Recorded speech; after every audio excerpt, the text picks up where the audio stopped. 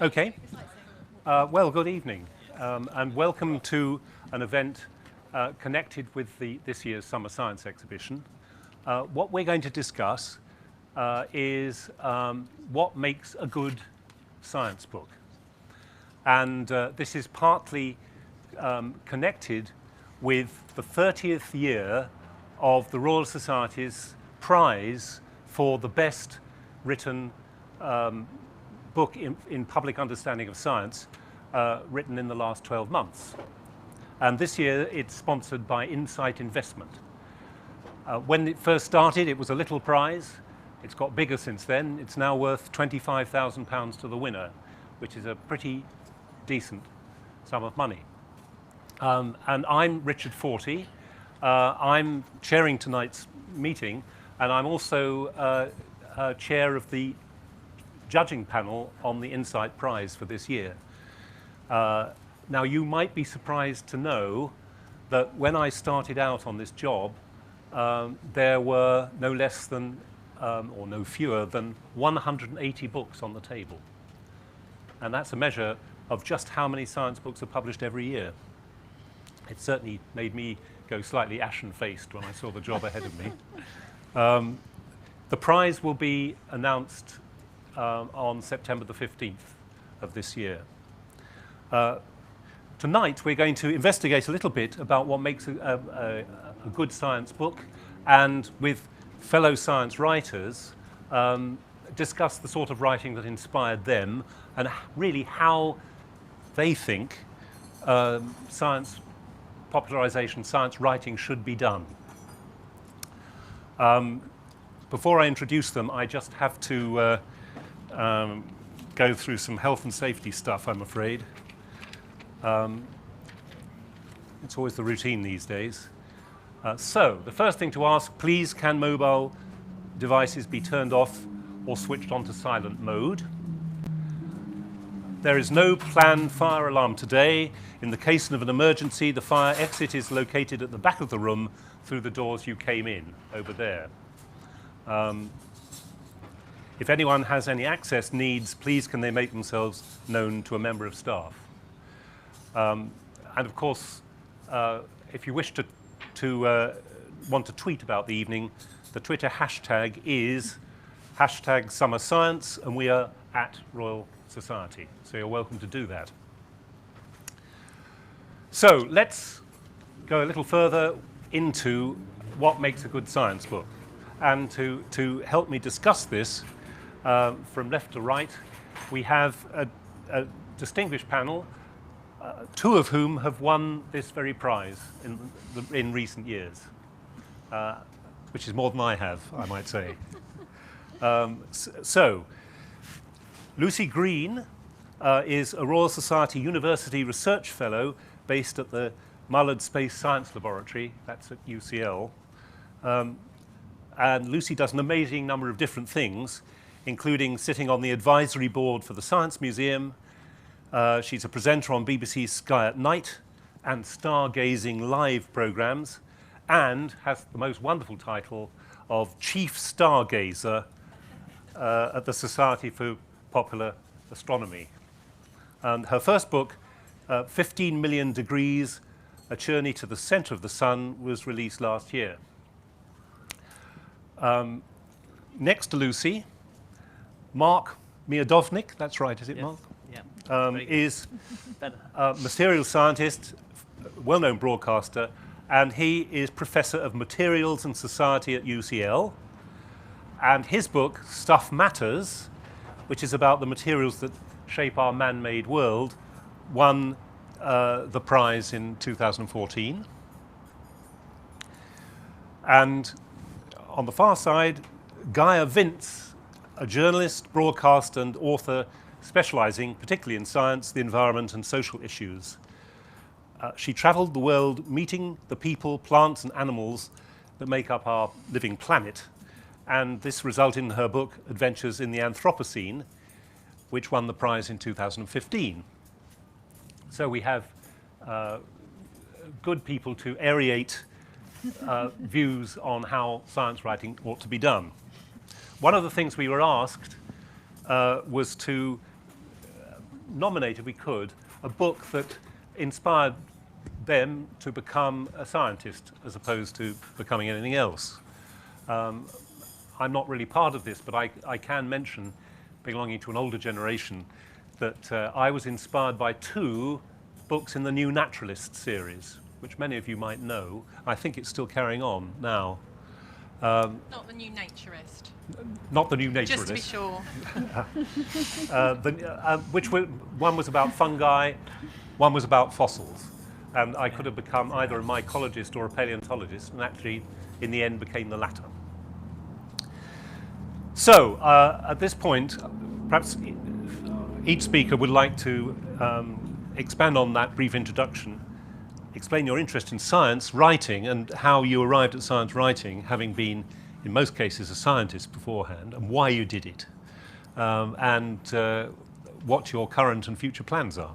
So perhaps I should start with Lucie. Okay, thank you very much. So I should say that I completely stumbled into science writing. I mean, I had no aspirations to become a science writer. It was just the product of having a lot of stories to tell. And as an academic, it's very acceptable that we would go out, give public talks, take part in events like this. But there was more than I could ever tell in just one evening or one short article. And so I thought, right, I should write a book. And actually, my first draft of the book about the sun was twice as long as as my editor wanted it to be, because there were so many things I wanted to cover. And so my editor said, no, Lucie, take this back, cut it down, halve it, and then come back to me, which is what I did eventually. And in fact, sort of reflecting on science books when I was younger, I didn't actually read that many. I was more into novels than I was science books. So I don't actually have a critical, book that changed my direction. But I have brought along 2 books that have been important to me in more recent years. And I think for me, I'm fascinated by science stories that are well placed in context. So knowing the importance of a discovery and a development in its time is really useful for me to understand the significance of it. And I'm also really captivated by storytelling through human endeavour. And so, one of the books that I brought along is by Isaac Asimov, who's more famously known for science fiction than popular science. And this book covers, it's like a book that covers the whole of astronomy, from the ancient Greeks and, looking up into the sky with no telescopes, up to the modern time. It was published in the 1980s. It's meant to be about supernovae, exploding stars, but it manages to cover all topics of astronomy and science, which you need to build up to that concept. So maybe we could talk more about that later. And then the other book I brought with me is by Harry Massey, who people have never heard of, but he is really important. He's really important for me because he is a physics professor at UCL who began the UK space programme in the 1950s. And in 1960, in the early space era, he published this book called The New Age in Physics. And again, he tries to cover, and does cover very well, the broad range of science that was known at that point in time. And so for me, this is a history book as well as a science book.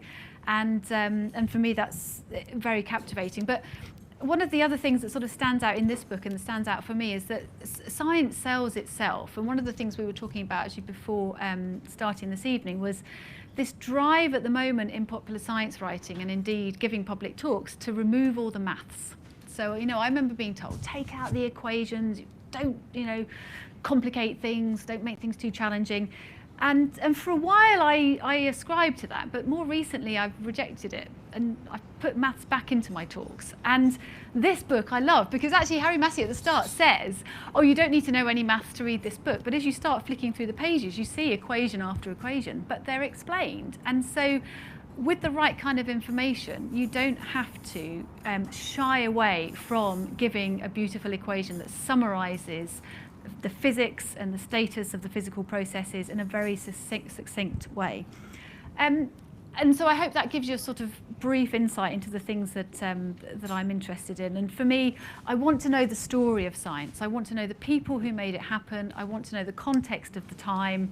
But I think the science sells itself. It stands alone. Mark, how do you Yes. go on from okay. So when asked what book, I mean, the funny thing about, I don't know about everyone here, but these books that are really important to you, they seem to have appear out of some mist, and someone has given it to you at some point. I don't know if that's your experience. This was definitely the case with the periodic table by. It's my one. Get off my thing. I was going to do the periodic well, we table. can do it together. I've got nothing to talk about now. I'll just leave. And I thought No, Gaia it's great. must Isn't it have also great? picked that book. Isn't it great? Yeah. Primo Levi. Let's do it together. No, but I remember when I was given that as a teenager. So in the mid, yeah, me too. Yeah. So someone gave it to me, and I can't remember who. But the thing was, I was at school doing science. I wasn't very good at most subjects, and I did science. I was okay at science, and I really liked it, but I wasn't very good at it. I liked it, and someone gave me this book, and for the first time, I understood the point, or like the importance, or the meaning of science. So before at school, it was like these experiments. You do them and you measure these things, and it was kind of, I liked it, but then as soon as I picked this book up, I realized that it kind of was part of our history, our culture, right from the beginning. And I think that no one at school was telling me that. Like, all of the history of science was completely espoused from all school telling of science. So there was just no context to put this stuff in. And so this book, one of the things it did, and Gaia will tell you more about it, is... No, I mean, it's true. No. So when you pick this book up, if you haven't read it, I really recommend it. It's by Primo Levi. It's called The Periodic Table, and he's not known for his science in particular. He was a jobbing chemist. He worked in paint factories, and he worked all over the place in analysis firms. And what you get from his stories are him trying to work out the arsenic content of some weird flake that someone sent him because they want to know why other people are being poisoned. And it's not part of a bigger. He's not on a journey to be one of the great Nobel Prize winners of science. He's doing a job, but in describing this very detailed thing, he's like cooking a dish. It's like someone describing you how do they make an omelette. He describes it so well, and you realize this is an everyday thing. This is as important as eating. It's as important as drinking. It's like sewing a jacket, but it's chemistry, and it's no different. And that, I realized, whoa.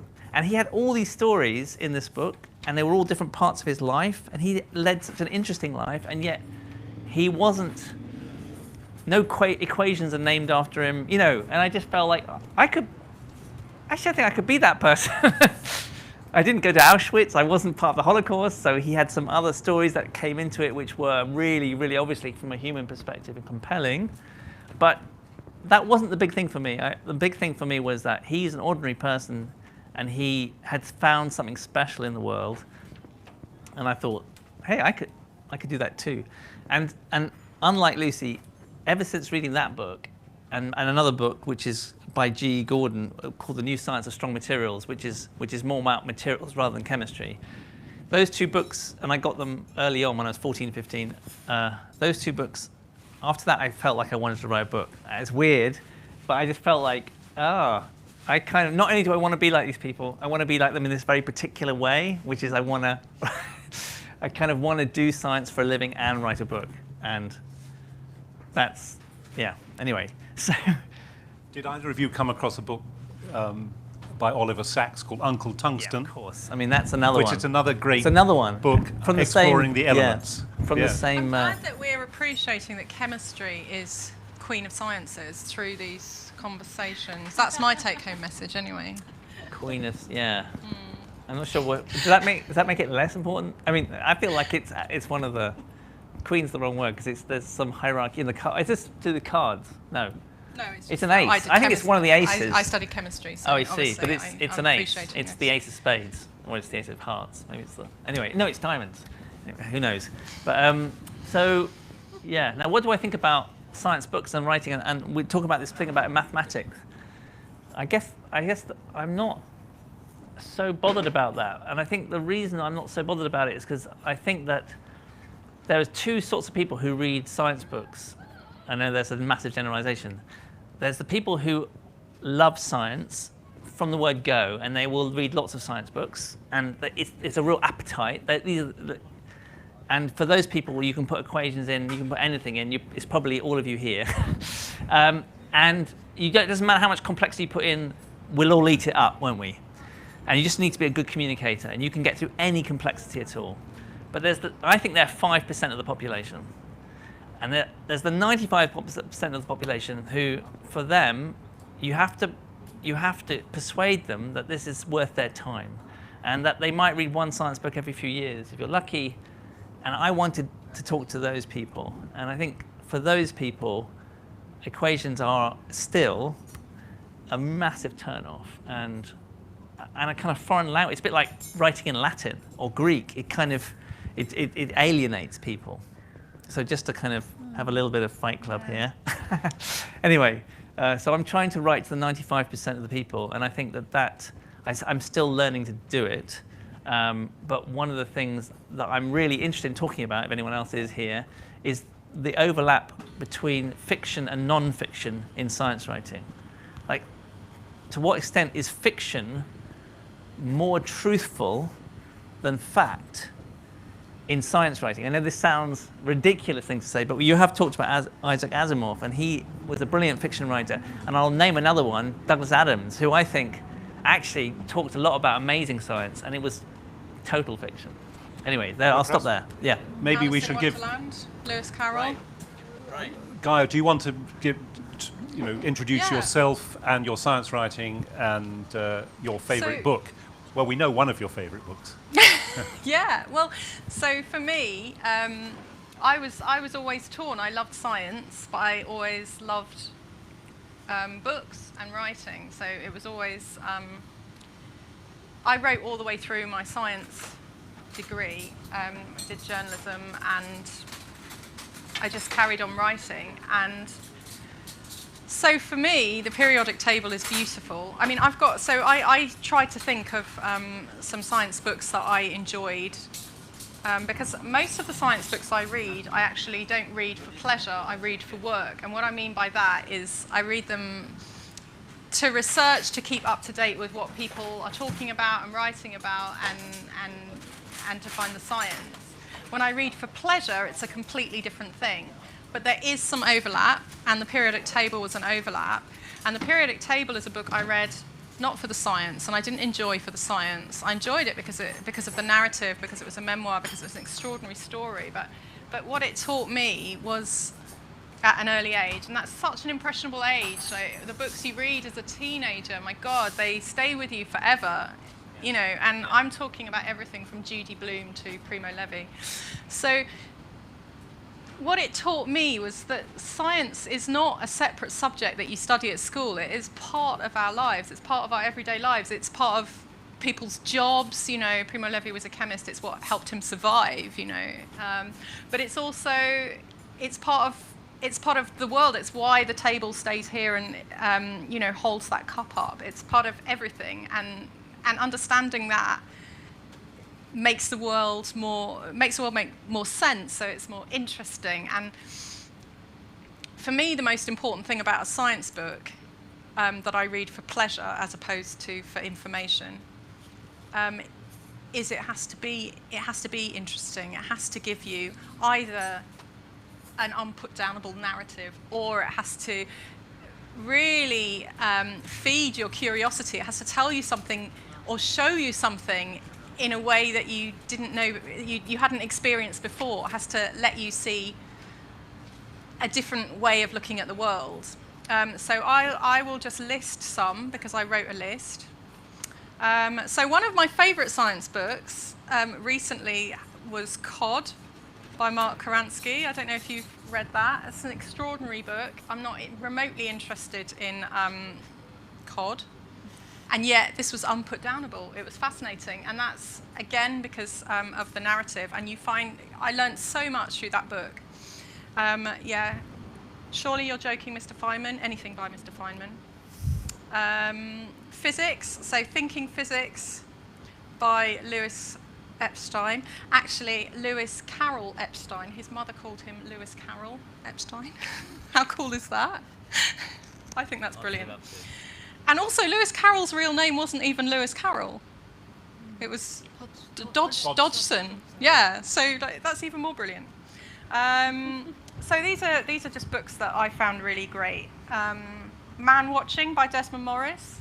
Yeah. Unputdownable, different way of looking at ourselves, understanding ourselves, different way of looking at the world. For me, it was a complete revelation. Man Who Mistook His Wife for a Hat. I mean, that's kind of medicine, but just amazing stories. That's Oliver Sacks again. That's Oliver Sacks again. He's fantastic. Yeah, we missed him. Yeah, he wrote really, really well, but he also, yeah, his stories were just extraordinary, and they were of ordinary people. Elizabeth Colbert, Field Notes from a Catastrophe. I mean, that's kind of reportage journalism. Nigel Barley, Innocent Anthropologist. Anything by Nigel Barley. Do you know those books? No. No? So this is a guy that kind of complete ingenue who went out into the jungles of wherever, Borneo or South America or Africa, and just would find a tribe of people and just live among them, and it's hilarious, completely laugh out loud. And then as a child, things like My Family and Other Animals. So I think basically stories where there is science running all the way through. There are a few science books where it's been primarily about the science, but generally they haven't rated among my top books. These are of any sort of book. So to open up the discussion a bit, I get the impression that we have a conflict here, not a great one, but a conflict between Lucie, who went for a book which is information, plainly presented, straight up, and your view, and perhaps yours too, Mark, that what really matters about a popular science book is the quality of the writing. I mean, certainly if you apply to Oliver Sacks, it's the writing that gets you. He could be, and indeed did, write about everything from The Man Who Mistook His Wife for a Hat and music. I take great pleasure in beautiful writing. I love it. Whatever the subject, if it's written beautifully.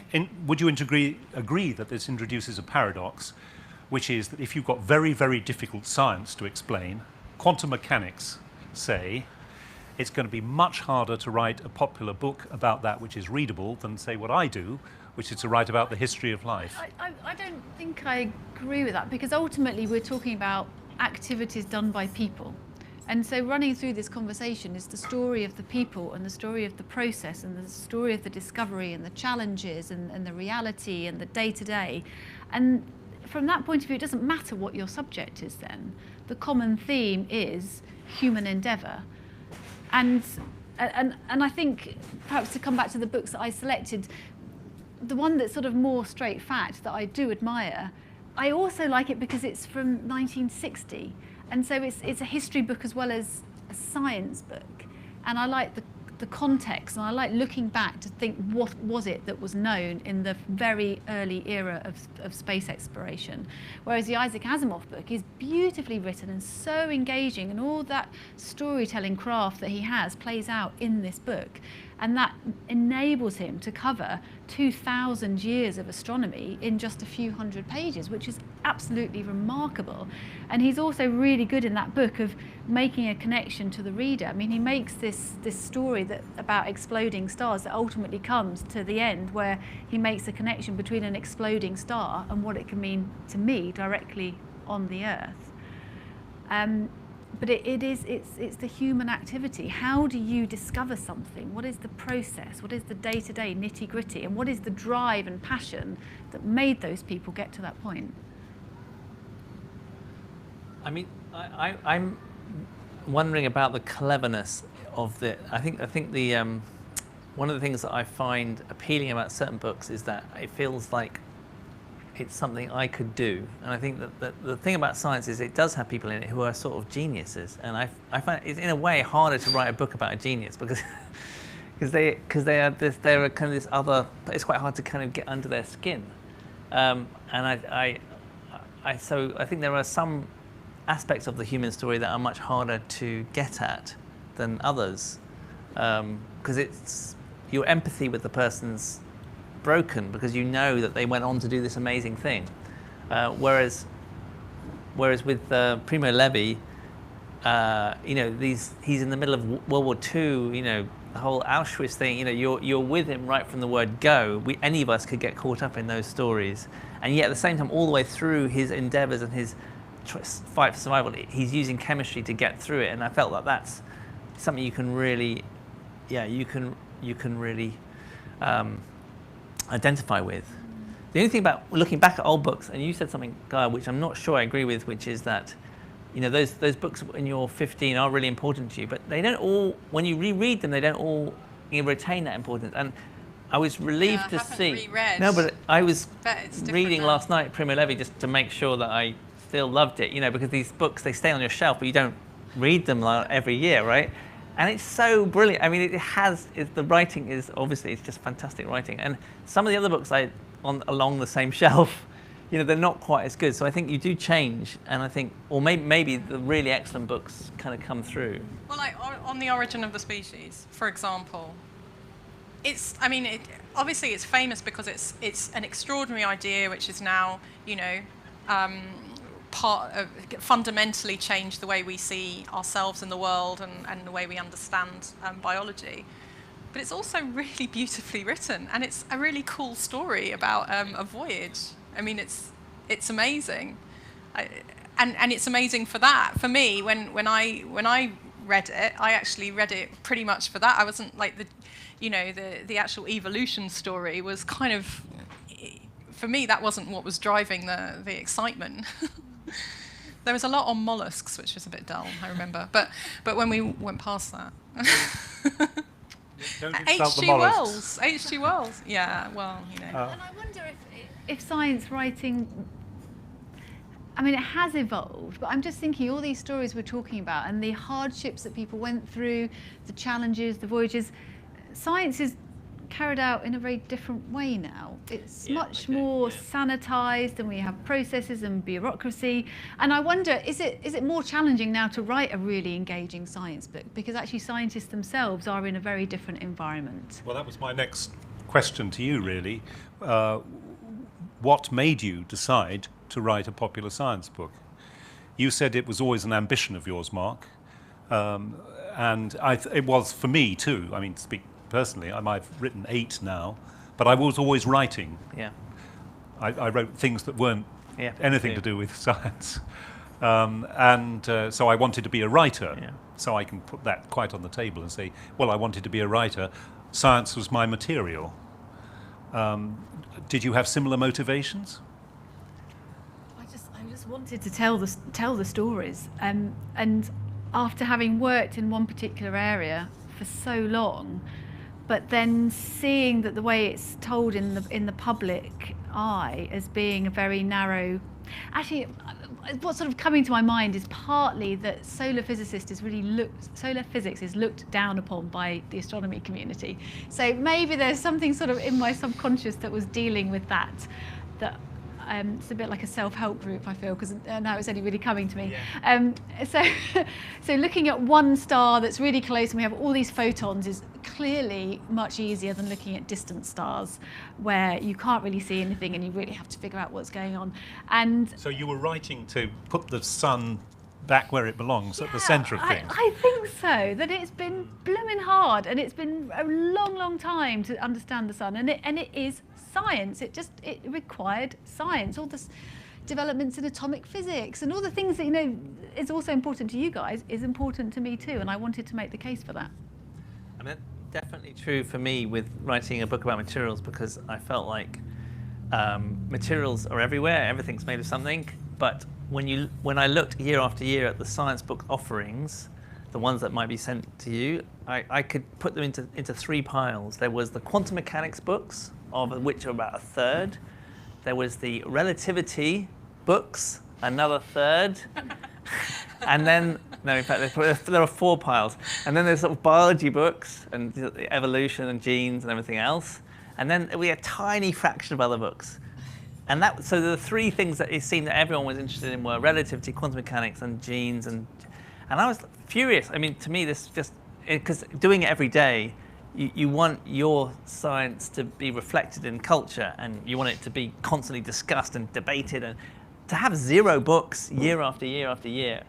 So okay? I know, but I'm out there. I'm out there doing it, and the next generation are coming through, and Material scientists' lives matter. Yeah. Yeah, that's right. But yeah, that definitely So fighting. you were fighting your corner for your science. Well, Definitely. you were doing it for the Sun. Yeah.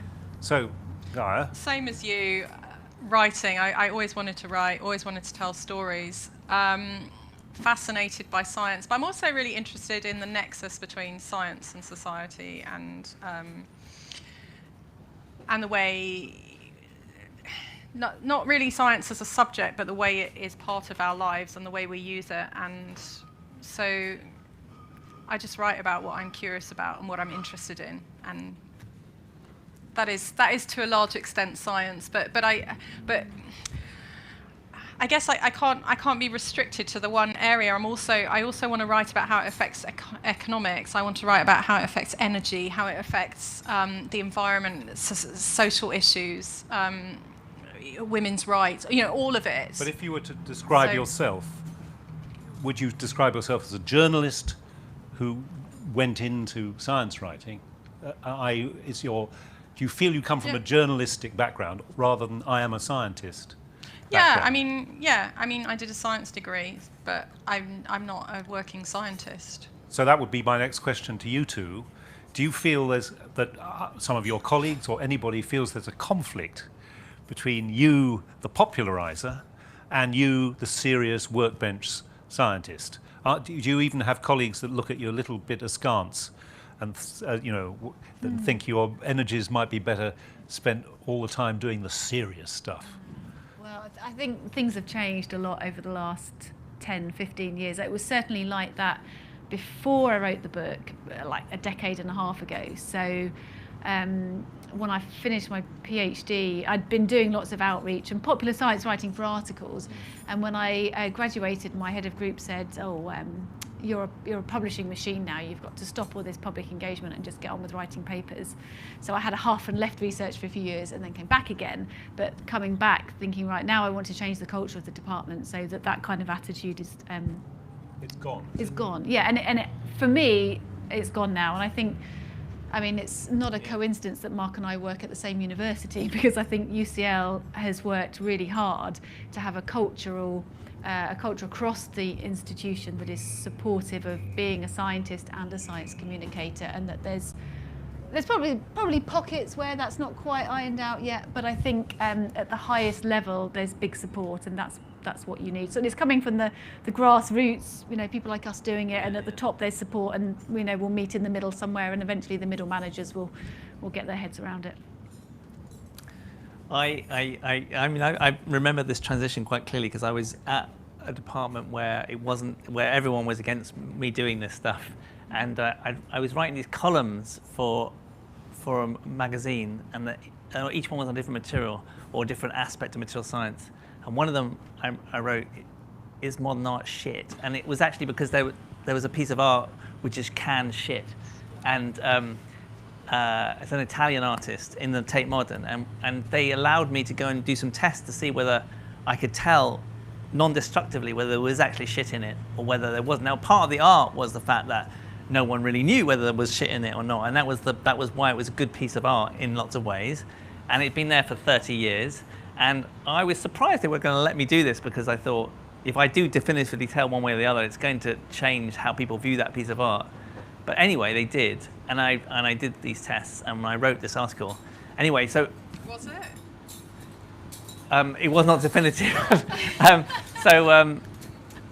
That's great. I couldn't tell definitively. So it was not just with this science. But that's not the point, Gaia. Yeah, no. Well, it does invite the riposte. Is material science shit? I know. Is it nonsense? I may or may not know. No, but the point was, I wrote this article about this, and then because it went out there under all my publications, and because so my head of department would look up my publications to see how I was doing, and on my probation interview, so every few years, not probation, what's that? Tenure? No, appraisal. Young academic. he just basically pushed this piece of paper over to me with disgust, saying, "I can't believe that you're writing these kind of things." And I was also just disgusted with him, because I was like, "It's exactly what I should be doing. What are you talking about? This is like, I'm getting out there, I'm interacting with art, music." Yeah. And so I was, so that was peak kind of problem for me. But since then, since moving to UCL, and just being a totally different culture at UCL, which is mostly completely and utterly supportive of this stuff, I'm now able to do it. And in fact, I do think it's our job. I think that we get publicly funded money. It's everybody's taxes that we're spending on doing research. If we're not telling people about it, and we're not telling people about it well, and we're not, giving people value for money by kind of showing them how passionate we are, how important it is, then we shouldn't be doing it. That's my view, and I think that's. Of course, I'm a few years older than you, and if I can, so I go back to a time when it was perhaps less tolerated. Yeah. And I always remember one of my colleagues at the Natural History Museum, when I published my first, or was it my second, popular book, looking at me and saying, "Oh, well, I must get round to writing a popular book myself one of these days. I've got more important things to do right now." And that was certainly 25 years ago quite a common attitude. And I do think that's changed generally, even in some of our more ancient educational establishments. I think science writing and public engagement in general can be a bit of a valve for us to let off our enthusiasm that you can't necessarily do in your department. This is always how I've viewed it. Because when you get excited about something at work, you've seen this thing, and maybe you're the only person in the whole universe to have seen the sun do this particular thing, and you're so excited. And then you go to tell your colleague, and they're really dismissive. "Oh, that's not as good as the stuff I'm doing." And you're sort of looking around for someone to just share the excitement with. And then you go to the public, and you guys are like, "Oh my God, that's amazing!"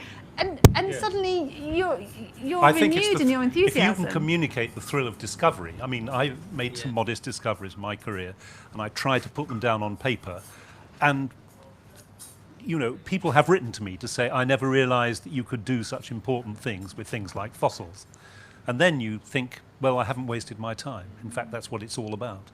The other thing I've noticed, and I'm sure you two have as well, is that so science is so compartmentalized, and rightly so, because there's so much to know, and everyone's discipline is into 100 different sub-disciplines, and we go to these conferences that are so niche, and we have to. And so that I wrote this book that is much bigger, it's across the whole arc of the whole subject, and now people from other places where I wouldn't have gone to conferences get in contact because they read the book, and it's translated within science. It's translated what I'm doing into them. So actually it performs a role within science, I think now, increasingly, because everyone's in these so very specialized niches. And so interdisciplinary work is really, I think, helped by this. I don't think that all scientists should be amazing communicators, but I do think that in hopefully every department, or every kind of area at least, somebody should be able to communicate what they're doing, why, in a way that other people can understand. I mean, I get the opposite. So you get that sort of snobbery, I get the other sort of snobbery of, what are you writing about? That you're not a professor of this or a professor of that. And I'm not, I'm a writer, which I think is also valid. And it gives me a different insight. And it allows me, in a way, to cross these bridges, but I don't have the credibility of a professor, say, in these certain. I mean, I ask the questions that interest me, but about various subjects that I learn a lot about because I research and because I'm passionate about it and spend a lot of time working in. But I don't, I'm not publishing papers. Yeah, we have the conflict of papers versus books, which is something you probably don't have. Well, I've been asked to have my name on certain papers, and some of them I've said no to because I feel I don't have the. It's not my area of. I'm not doing work, and I might come up with some ideas, but I don't feel that I should put my name on things, and so I've actually withdrawn it off papers. So I think we ought to give. I think we ought to give our audience a chance to answer a few questions. It's always tempting for us to just carry on here enjoyably. Lady at the front here. I have two solutions to the problem about difficult maths.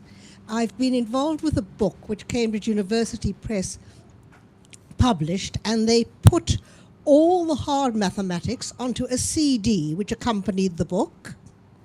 And the British Medical Journal has become readable once they decided to put all their science on the web and made the magazine much more readable with just the summaries of what had happened. So you could have two versions of the stuff that you want to publish. Yeah,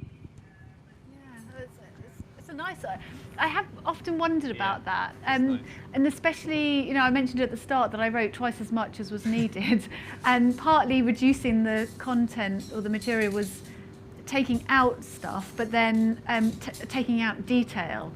And I've always thought, what shall I do with that detail? Maybe there's an online or a supplementary something or other for people who want the detail, more detail. On the CD version.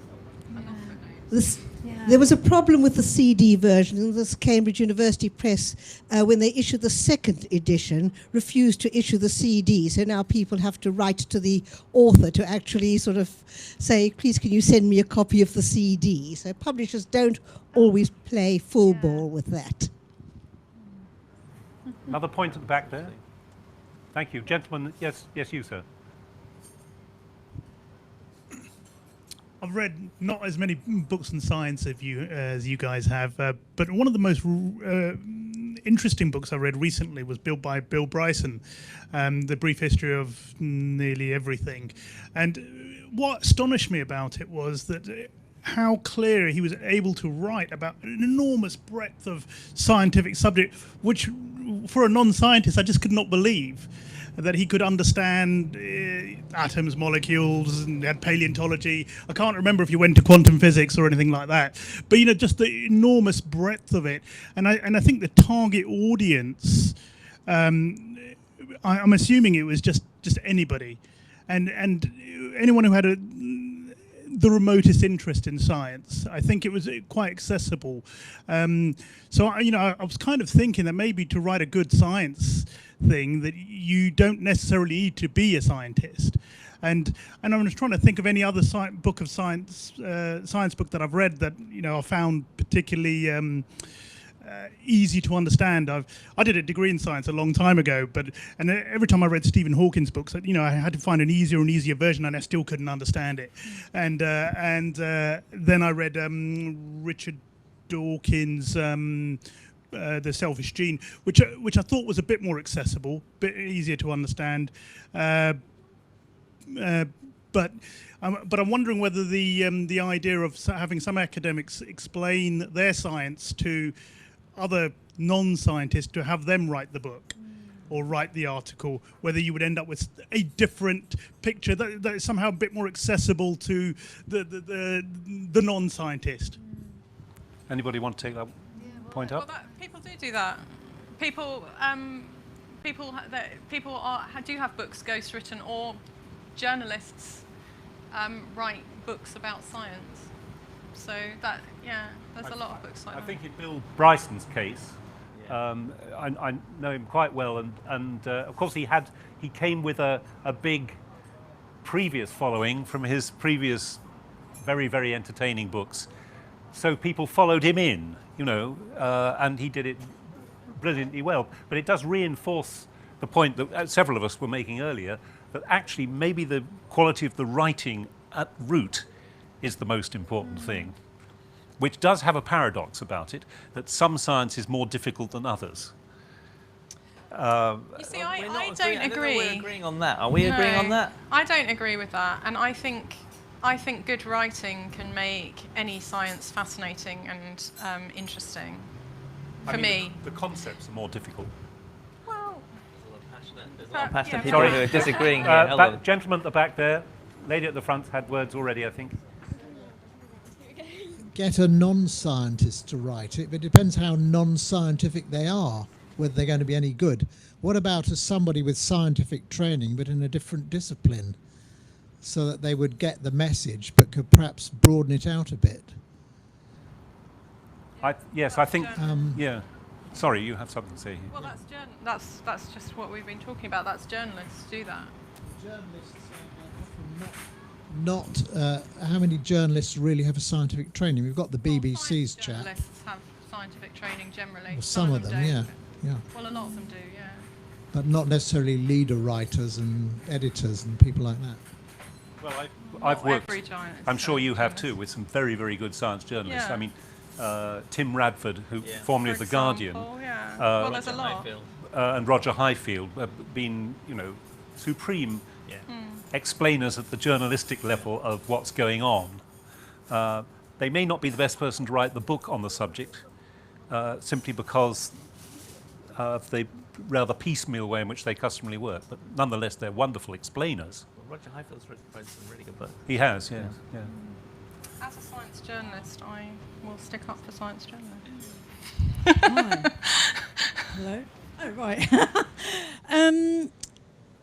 I'm not involved in science at all. I'm a librarian, and one of the things that really got me interested in science books was television.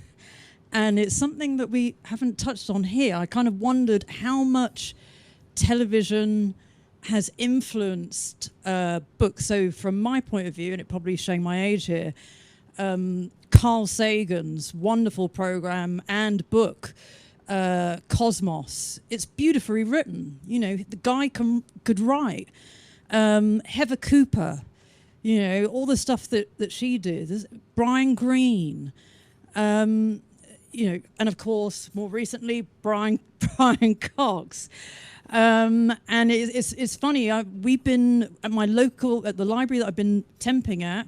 We've been having a look at books, weeding, managing them, and then having a look to see what's gone out. And the science books, we've hardly had to weed any because they're all going out. You know, there's a huge demand and interest in science. So I just wondered what you thought about television and how much of an influence it's actually had on science writing of late.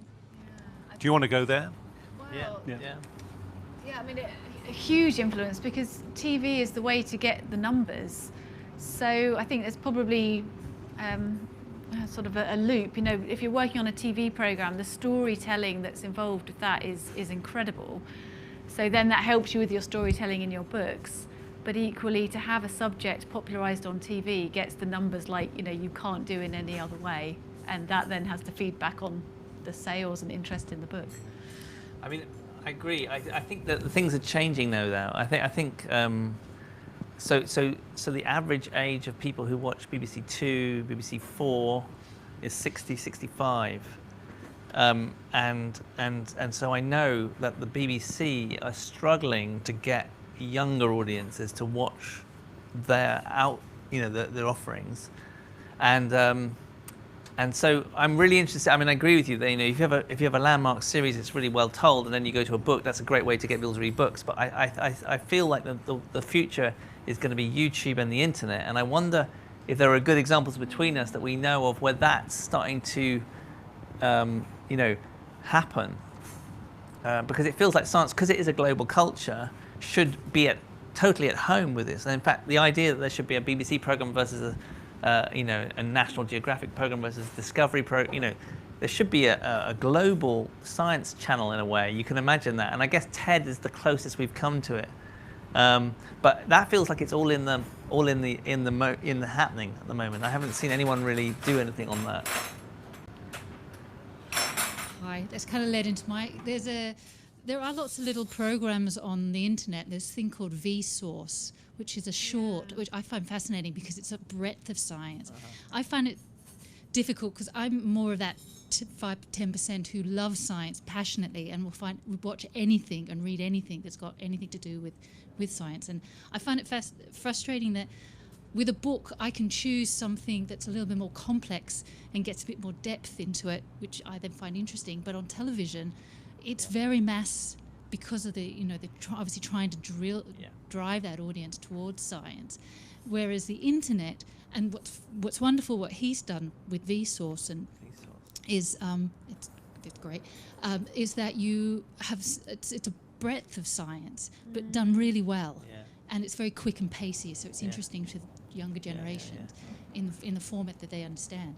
But then there's people like what is that on YouTube? Yeah. Okay. Yeah, Vsauce is great. Yeah. And then I like It's huge. Yeah. Oh, is it? Yeah. Okay. Yeah, it's been going for a number of years. I'm still the old person that watches the telly. YouTube has a lot of great stuff too, but Do you feel that, some people say that, well, when you watch a TV program, it's in one eye and out the other, you don't retain it. And the good thing about books is you concentrate, you have to concentrate to read a book, and it's more likely to be retained knowledge, less ephemeral. Depends. I think the visual aspect adds something, definitely. You get, but as you were saying, it's very, very rare. In fact, I can't remember the last time I watched a TV science program and actually learned anything new that I didn't already know. Which is whereas I read books and learn new things all the time, and that is exciting for me. It's good to bring up, I think, YouTube channels and other internet sources, because you get access again to really passionate experts, and you get much more niche things being talked about, much more, can I use the phrase, nerdy things being talked about, and the range is spectacular. And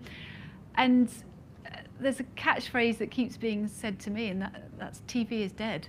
And I kind of think that's true. It's online. It's dying. it's anyway. YouTube. Well, It's dying. yes, it is dying. And so your average age is interesting because, But I think books are not dying. I think that's what's amazing, is that books are much older technology, are not dying. They're thriving, and they've just beaten off Kindle. Kindle are now leveled out. Everyone thought Kindle would overtake them. And there was this big, this 2 years ago, everyone we were talking to, I don't know about you, was thinking, okay, it's all going to be digital books. And now no one says that anymore.